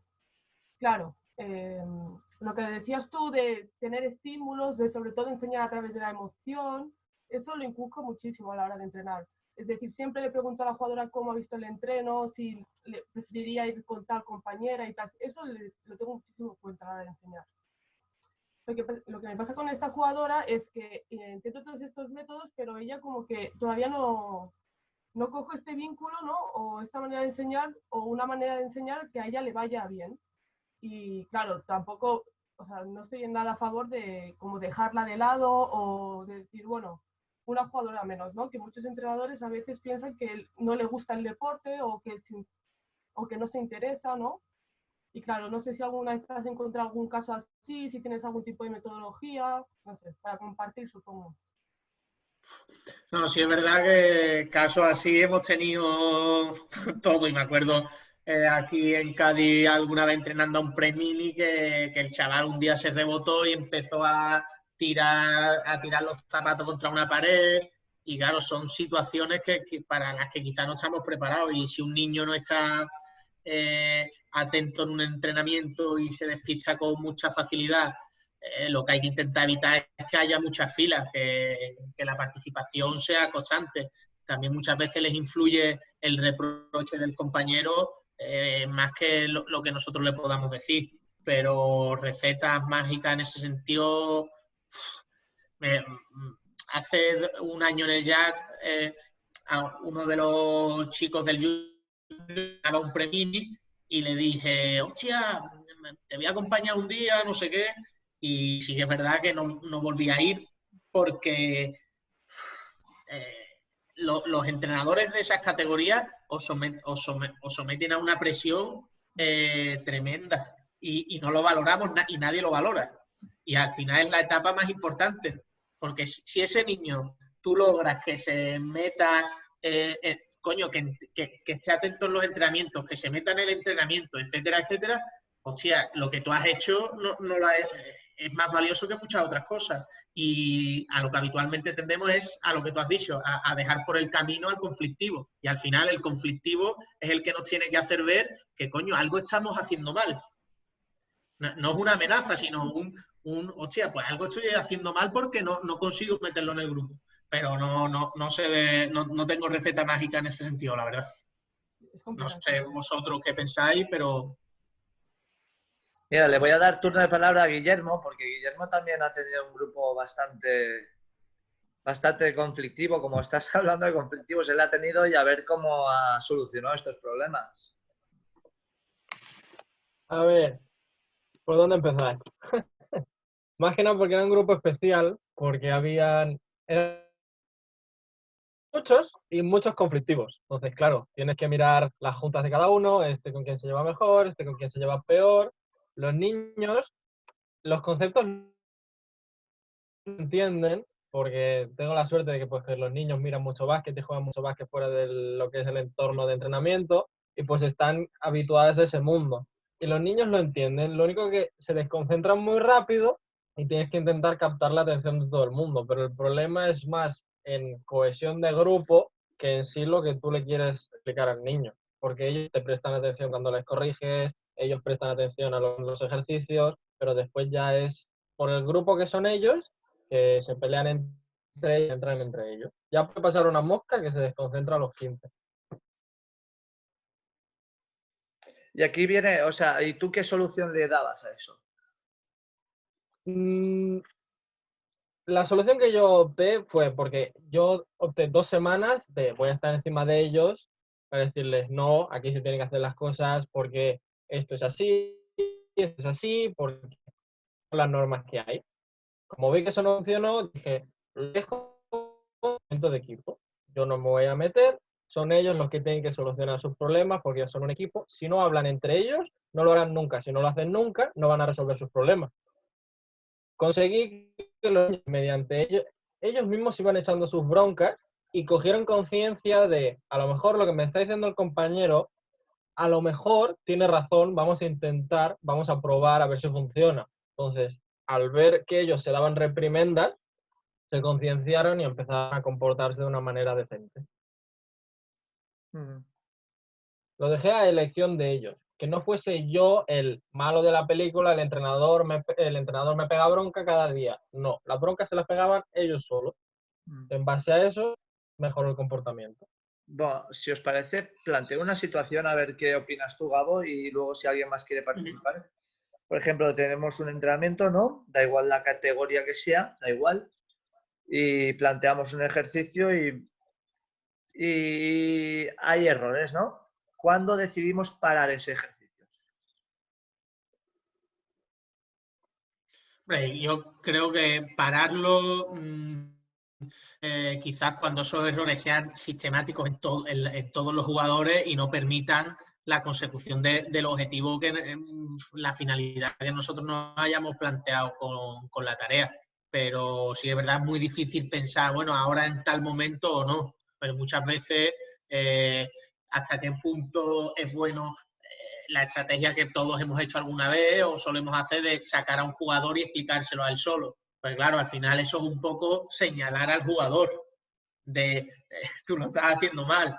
Claro, entonces jugar con él, al final el entrenamiento es intentar jugar con esos equilibrios, pero yo sí que soy muy partidario de, a no ser que el entrenamiento, que la tarea no se puede hacer porque lo están ejecutando mal completamente, pues de no parar, porque creo que el niño cuanto más experimente, mejor. Quizás lo que sí puedo hacer es plantear una variante donde les obligue a tomar o a llegar a lo que yo quiero. Y ahí es muy importante que en el entrenamiento, antes de que se dé el entrenamiento, aunque es muy importante, pero es muy difícil planificarlo, porque al final no tenemos el tiempo, pero sí planificar qué problemas nos podemos encontrar. O son más habituales que nos encontremos. Pues al final cada uno sí conocemos a los jugadores que entrenamos, pero es que ciertamente al final los entrenadores o se compagina con estudios o se compagina con trabajo, se compagina con un trabajo y una familia. Es que encima para mí es para admirar lo que hacen los entrenadores, no como una crítica. ¿Alguien tiene otro punto de vista? ¿Quiere opinar sobre el respecto? ¿Cuándo para el entrenamiento? Que yo, por ejemplo, es eso, intentas no parar, pero luego si tienes un mal día o si tienes un día que se te cruza, pues estás parando cada 2 segundos, ¿no? Y tú en tu mente tienes, no hay que parar, pero estás parando, ¿no? Y yo veo eso, que solemos los entrenadores parar bastante, a lo mejor por cosas que no son los objetivos o los flashes que nos habíamos marcado. Sí. Sí, y de ahí viene otra. Has hablado del vídeo, ¿no? Que los jugadores se vean en vídeo. Eso yo creo que es el presente y el futuro, porque los jugadores cuando se ven los vídeos es cuando tú escuchas a un jugador decir, ah, pues tenías razón, ¿no? Porque los entrenadores nunca tenemos la razón hasta que se ven en un vídeo. Eso es lo que a mí me llega. Entonces, ¿cuándo y cómo añades el vídeo en los entrenamientos?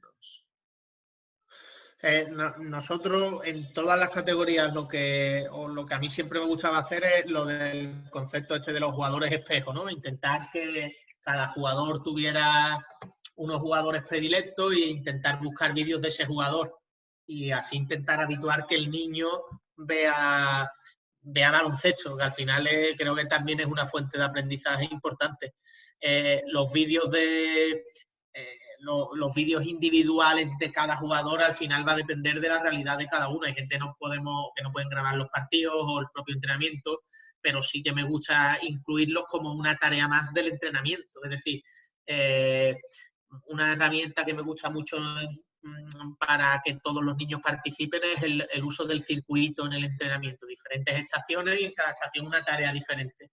Y bueno, y que una de esas estaciones también puede ser el vídeo, para que los niños vean que es un componente también del entrenamiento y que es un componente del entrenamiento que además van a poder trabajar fuera de pista en su casa, etcétera, etcétera. Porque esto lo decía Alfred Julbert, que decía, hostia, que nosotros ahora, el baloncesto ahora compite con el internet, con el WhatsApp, con el Twitter, con el Facebook, etcétera, etcétera, que lo tienen 24 horas al día los niños.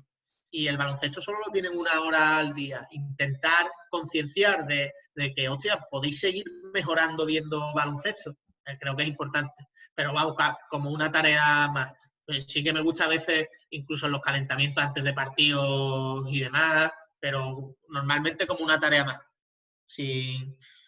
Por ejemplo, ¿me puedes explicar un poco la secuencia, cómo lo haces, Gabo? Pones en unas estaciones, pones en una estación un vídeo, se acaba el entrenamiento, te vas a tu casa y miras el vídeo, jugador por jugador, y seleccionas con qué jugador hablar o hablas con todos los jugadores. No. Por ejemplo, lo que te he dicho del circuito, lo que hacemos es, yo tengo los vídeos preparados y depende de la categoría, pues la carpeta es de interiores, exteriores o de lo que sea, y aparecen preguntas en el vídeo. Se para el vídeo y aparece una pregunta. Y ahí, pues, hostia, pues pueden apuntar en un papel y demás, es decir, que sea un componente de juego. Y al día siguiente, al final estamos todos conectados, pues dice, hostia, pues al final el juego lo ganó tal. Cosas así que me parecen chulas. Luego la herramienta de puzzle también te permite subir el vídeo y poner preguntas en el propio vídeo. Y también la he solido utilizar en todas las categorías. Y el vídeo más individual, sí que a mí me gustaba, siempre que lo he utilizado se lo mandaba a ellos y veías también quién estaba más interesado, quién no. A muchos luego en el entrenamiento los veías hablar, pero creo también los veía y hablaba con ellos, quiero decir, pero no seguía ningún tipo de rutina específica. Sí que es verdad que al niño, me acuerdo una vez, un niño que estaba muy triste, porque al final los niños piensan que no sirven, que no valen para el baloncesto, que no reciben un balón, que no hacen nada bien, y también el vídeo te ayuda a engañar un poco. Es decir, y le enseñas un vídeo con recortes de las cosas que él hace bien. Y eso también, esta autoestima también es importante. Pero en cosas de esas, suelo hacerlo más individualizado de cara a cara con él y demás, también para ese componente psicológico. Y que no lo vean como una amenaza al niño. También si el niño lo toma como una amenaza, se cierra. Y si se cierra, al final muchas veces no sirve para nada. O sea, al final es explicarle que es receptivo, ¿no? A ello. Claro, Pues y es un problema que muchas veces tenemos, que cuando decimos que hablamos con el jugador, al final vamos con nuestros prejuicios y queremos escuchar del jugador lo que queremos, no lo que él quiere opinar. Y entonces al final eso no es ningún tipo de escucha ni de comunicación real. Creo que tenías una buena pregunta aquí, Nuria. Había hecho una pregunta, la de abrir el micrófono, que va un poquito, yo creo que es muy interesante la pregunta que tienen. A ver, ya podéis hablar, Nuria, Josep. Bueno, nos ha gustado mucho el concepto este de automatizar versus repetición, en el sentido, bueno, has hablado del jugador bueno, jugador malo, pero a veces se ve el equipo bueno y el equipo malo, ¿no? Y es básicamente porque unos lo tienen automatizado, mientras que otros lo están repitiendo, ¿no? Sin ningún sentido. Sí. Por eso hablábamos, cuando preguntaba Igor del tema ¿cuándo deberías parar? Quizá lo más importante es que no se automatice un error, ¿no? Durante un entreno. O sea, parar antes de automatizar esto. O sea, si estás haciendo una cosa mal, lo malo es que ese equipo lo integre como una automatización, ¿no? Versus, tú puedes repetir eso 50 veces, pero que se entienda que eso no se debe llevar a cabo, ¿no? Finalmente, no sé. Estos dos conceptos de automatizar y repetir, que es bastante interesante, ¿no? Sí, ahí totalmente de acuerdo contigo. Y es uno de los problemas que se tiene muchas veces, cuando haces un ejercicio que a lo mejor solo quieres trabajar o el objetivo es la defensa y te olvidas de todo el ataque, y al final en el ataque están automatizando algo erróneo. Y es lo que un poco decía de esa transferencia positiva, negativa, que hay que intentar coherencia, hay que intentar que tenga todo coherencia. Pero totalmente de acuerdo, lo de automatizar error, totalmente de acuerdo. A ver, yo como entrenador no tengo experiencia, pero como maestro sí que tengo una experiencia de que se enseña a un niño una cosa mal, ¿no? En cómo calcular una cosa simple, un mínimo como un múltiple, ¿no? Y se aprende mal y eso se arrastra durante muchos años después, ¿no? Ahí está el peligro que creo que el entrenador debe tener, ¿no? Que no automatice una cosa que después la lleve integrada siempre ante cualquier situación, ¿no? Ahí está el peligro, el error que... Sí, totalmente, pero al final es que los entrenadores muchas veces en los cursos de formación o cualquier curso de lo que menos se habla es de un poco de esa pedagogía o metodología que para mí debería ser central. Sí, totalmente de acuerdo con lo que decís. Muy bien. Muchas gracias, Josep, Nuria. También tenía Marc quería hablar algo del Premini, quería comentar algo del Premini. No, Vera, yo, en castellano. Lo que quería decir es sobre lo que ha comentado antes, la entrenadora, no sé quién era, del Premini.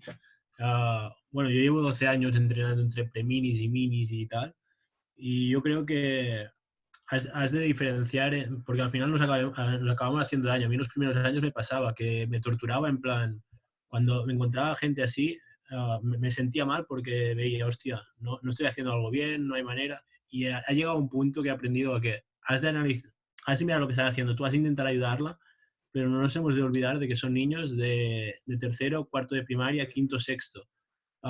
Si nosotros llegamos muchas veces a bachillerato, a eso, que no sabemos qué queremos hacer con nuestra vida, imagínate un niño de tercero o cuarto de primaria que está ahí jugando a básquet porque, mira, a lo mejor lo han apuntado los padres, a lo mejor ha visto una película, a lo mejor España ha ganado el Mundial y es el deporte de moda en ese momento, pero a lo mejor luego no les gusta, o sea, o no están a gusto, o no, o sea, también hay muchas veces que saben mirar todo. Porque a veces hay niños que a esta edad lo que les pasa es que no les motiva, no les gusta, lo que sea. No es porque tú lo hayas hecho mal ni porque el equipo le haya hecho nada. Y respecto al otro, creo que era Guillem, yo me he encontrado con equipos así que lo que falta es cohesión y como una idea para si te puede ayudar. Lo que he intentado es, más que trabajar con el básquet, es trabajar totalmente, aparte del básquet, la cohesión de equipo. Y una actividad que me ha ido bien es intentar trabajar algo que no sea el básquet, porque muchas veces los roles y los grupitos esos que se hacen son por el nivel que tienen dentro del básquet o el papel que tienen dentro del equipo del básquet cada jugador. En vez, si lo sacas de ahí, por a lo mejor un jugador que no es tan bueno en básquet es muy bueno en inteligencia, en estudios fuera de la pista, y les preparas como gincamas, otros juegos, ¿sabes? Que compitan y que el rol de líder lo pueda tener uno que a lo mejor es muy bueno atléticamente, pero mentalmente le cueste más. Y luego han de tirar de uno que a lo mejor está más marginado, entre comillas, dentro del grupo y, bueno, le das un poder a este chico que, bueno, que los otros a lo mejor no sabían porque se conocen solo del básquet o lo que sea, pero aprenden a darse importancia y ver que todos pueden ser importantes dentro de un grupo. Lógicamente esto ayudándoles al final de la actividad a hacer esta reflexión, pero bueno, es una actividad que a mí me ha ido bien y si te puede ayudar, pues ahí lo dejo. Ya está. Bueno, ¿algo que añadir aquí, Gabo? No, lo que había dicho Pilar muchas veces de la cantidad de niños que dejamos por el camino porque no tenemos en cuenta el contexto, no tenemos en cuenta por qué el niño ha empezado a jugar y a veces ese corto plazo, que muchas veces solo valoramos a los entrenadores porque ha ganado tal cosa o no, y no por tener a los niños enganchados, por así decirlo. Que al final para mí en formación creo que debería ser el valor más importante porque los niños no mienten. Y si tú enganchas a los niños, también algo estarás haciendo muy bien. Sí, muy bien, Marc. Muchas gracias, Gabo. Nada, yo tengo otra pregunta, ¿eh? Si nadie más tiene más preguntas, yo antes abro un turno. Si nadie tiene, yo te hago la última y te dejamos un poco en paz, Gabo. Lo que queráis, no te preocupes. ¿Alguien tiene alguna pregunta? Raúl, por ejemplo.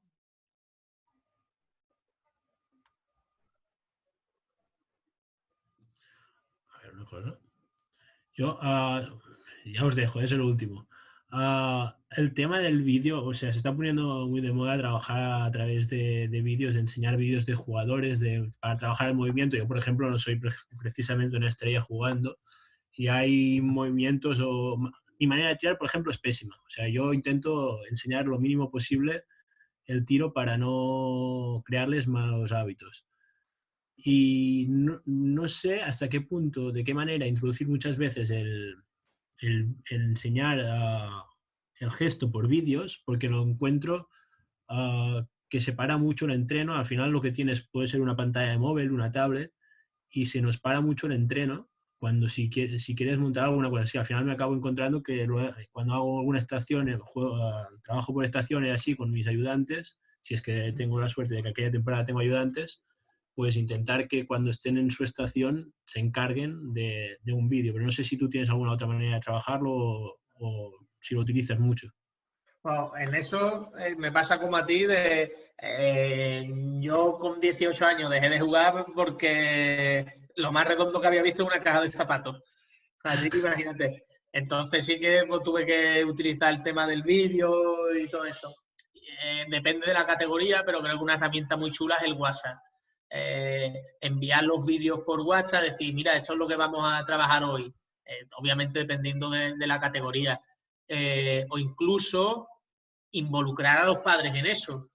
Decir, esto vamos a hacer, o incluso utilizar otras plataformas que en el cole y demás las utilizan y también puede ser una herramienta interesante de que los niños lo vean en la plataforma que se utilice ese vídeo.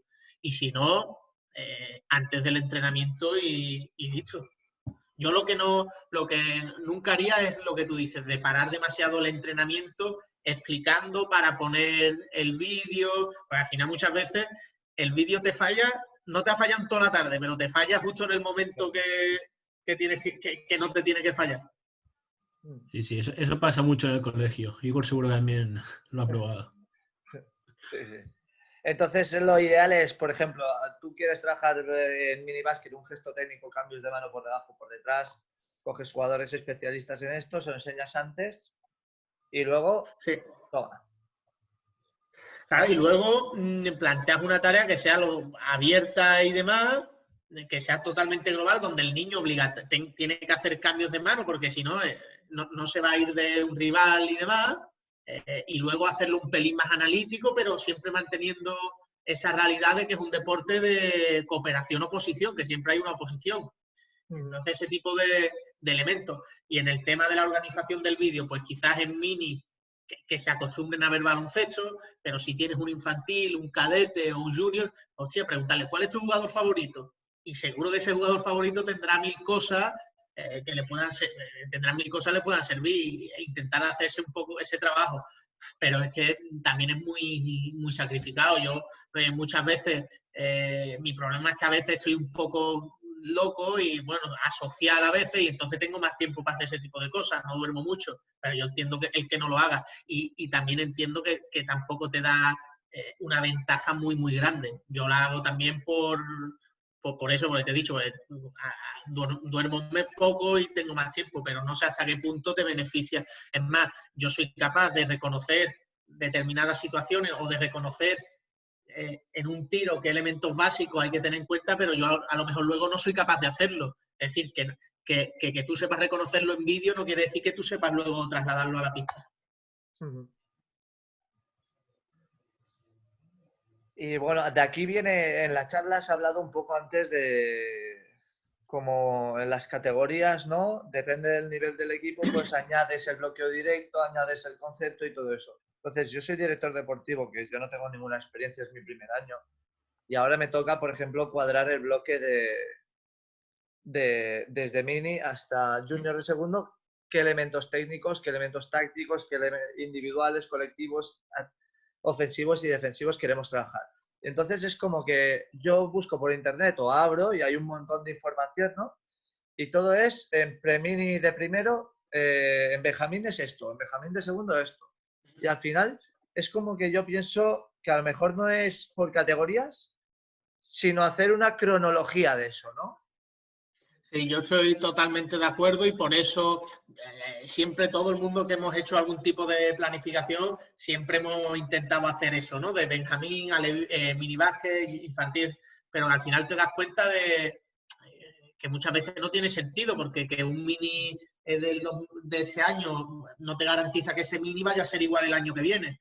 Y entonces a mí lo que me gusta o lo que estoy intentando hacer ahora es planificar de adelante hacia detrás. Es decir, todos los elementos del juego, es decir, a esto tienen que llegar. Cuando acaben su etapa formativa, ellos han tenido que llegar a todo esto e intentar desarrollar todo eso. Y luego priorizar, marcar prioridades, que es un poco lo que tú habías dicho antes. No, en función del nivel, pues tiene unas prioridades u otras. Pero que al final te permita dar cierto movimiento entre esos niveles, por así decirlo. Pero yo creo que te lo marcará todo los jugadores, no tanto la edad, sino los jugadores de los que tienes.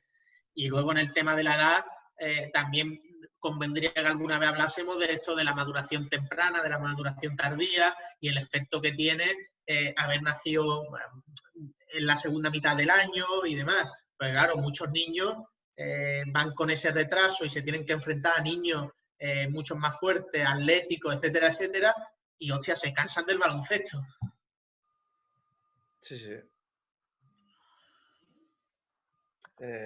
Es que al final es eso. Yo he pensado de hacer una cronología. Simplemente vamos empezando por aquí. A lo mejor desde los más pequeños hay que inculcarles un poquito de pasión como fundamental y engancharles a este deporte y que les guste. Y poco a poco meter los gestos técnicos, los gestos tácticos a medida de los jugadores. Luego otra cosa que yo había pensado, por ejemplo, yo tengo un mini que a lo mejor no tienen, que se apunta este año a básquet. Y tengo benjamines que llevan 3 años a básquet. Entonces, al final digo, no puede ser lo mismo para el niño que se acaba de apuntar que los niños que llevan 3 años, ¿no? Y entonces es como es eso. Meter una cronología, pero luego tengo otro rompecabezas, ¿no? Que es ese niño por edad tiene que estar con los niños que tienen 3 años, porque si tú lo metes con los niños que empiezan a meter a básquet, es como que lo estás desprestigiando y lo estás poniendo con los pequeños. Entonces, ¿cómo igualamos eso? ¿Cómo hacemos que los familiares, sobre todo, aquí los padres tienen que entender? Porque cuando apuntan al niño al básquet, últimamente está pasando que apuntan estrellas. Sí. ¿No? Nos estamos futbolizando, eso toda la razón. Pero también creo que tenemos una gran parte de culpa nosotros, que vemos a los padres como los enemigos de todo. Y ahí el Unicaja aquí en Andalucía creó una escuela de padres, que hostia, son nuevas ideas de involucrar a los padres en todo este proceso y explicarlos por qué muchas veces, y bueno, yo al final el primero, yo tengo 24 años y hostia, te enfrentas a padres que pueden ser tus padres.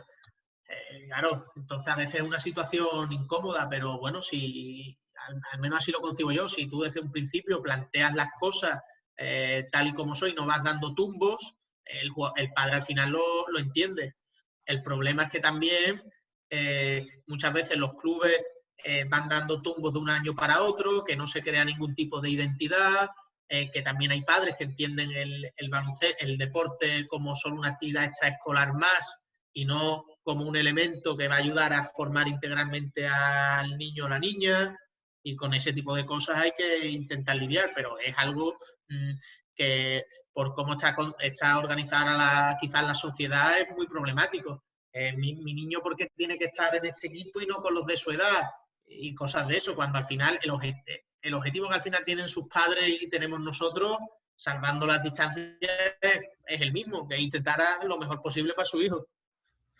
Pero yo la estrategia que he intentado seguir es ser coherente desde el principio y marcar las líneas que vamos a seguir. Al final los padres se dan cuenta dónde llevan al niño, pero sí que es verdad que es muy difícil y tal y como está la formación y las necesidades que tenemos cada vez más, que es más difícil encontrar entrenadores, más difícil compaginar entrenamiento con la vida laboral, la vida familiar, etcétera. Porque, por ejemplo, Gabo, lo que te estaba, o sea, yo había pensado incluso de tú tienes a un entrenador y a un ayudante para cada categoría, ¿no? Del alevín, del infantil y todo eso.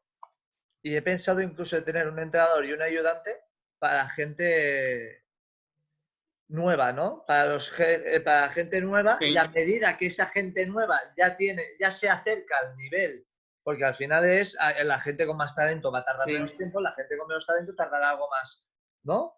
Y es como, Sí. no sé si ¿cómo lo enfoco eso, no? En mi club aquí en San Fernando, una vez intentaron eso y lo comparaban con hace 20 o 25 años que lo hacían y se entendía. Pero es que ahora realmente los padres exigen ciertas cosas. Y claro, que un niño se apunte y que no pueda competir en la liga donde lo hacen sus amigos o estén separados o estén señalados, pues no lo concibe. Entonces es muy complicado. Yo creo que esa estrategia es una muy buena estrategia, pero el problema es que la realidad en la que nos movemos no sé hasta qué punto lo va a permitir. Porque los padres sí que es verdad que son los que ponen el dinero y al final son los que mandan. Sí, sí. De ahí que tengamos que intentar que sean nuestros cómplices un poco. Eso es lo mejor, pero ¿cuántos padres estarían dispuestos a permitir eso? Sí, esa es la duda. ¿Y cómo haces ver que entiendan que eso es lo mejor, ¿no? Pero bueno, habrá que probar, digo yo, ¿no? Y tantear. Sobre Luego todo también hay clubes que también ahora están intentando tener entrenadores por categoría, es decir, que sea el mismo número, los mismos entrenadores en minibásquet, otros para la categoría infantil, que sean siempre los mismos y así un poco pueden reconocer, dicen que pueden reconocer más fácilmente las necesidades en esa categoría y cuando se dan ese tipo de casos saben orientarlo mejor, pero yo creo que la propuesta que tú haces es la mejor, pero al final la realidad es que tenemos que darles cabida en nuestro entrenamiento y muchas veces perjudicamos al niño que más destaca. Y es muy difícil individualizarlo todo. Claro. Pues abro otra vez. ¿Alguien tiene alguna pregunta? Marc, show me. A ver, yo la pregunta es si sabes en qué consiste esto de la escuela de padres de Unicaja que has comentado, si sabes qué Sí, trabajan. ellos hacían, fue un homenaje a un entrenador que tuvieron que falleció y era un poco, iban haciendo ciclos de charlas, llamaban a psicólogos o psicólogas deportivas y iban haciendo charlas e intentando actividades donde involucrasen a los padres en el equipo, pero no sé mucho más y de hecho no sé hasta qué punto tuvo éxito, por así decirlo, porque desde que salió hace tiempo que no he vuelto a escuchar nada de eso. Sí que es verdad que tolerar esos egos es muy complicado en equipos de cantera como Unicaja, Barça, Peña, en fútbol supongo que muchísimo más. Sí, sí. Es duro. Vale. Gracias.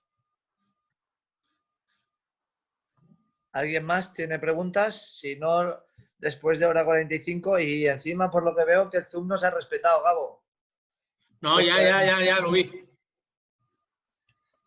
Pues nada, Gabo, creo que, bueno, yo estaría hasta mañana. Espero volver a coincidir. Incluso espero poder invitarte a Lloret. Eres bienvenido, más que a sí, verte en pista. Y sobre todo, para los demás, yo a Gabo, yo llevo mucho tiempo en el básquet, pero es que, por ejemplo, el Twitter lo abro todos los días. Casi siempre me meto en el Twitter de Gabo porque siempre nos da de informaciones, pero aparte te abre la mente para nuevas ideas, ¿no? Entonces, Gabo Loaiza es el Twitter y yo te hago promoción porque creo que los entrenadores de mi club pueden aprender muchísimo. Espero volver a coincidir contigo y sobre todo te deseo mucho éxito en la buena noticia que nos has dado en la aventura de Suecia como primer entrenador. El placer es mío, de verdad. Muchísimas gracias y para lo que queráis. Muchas gracias.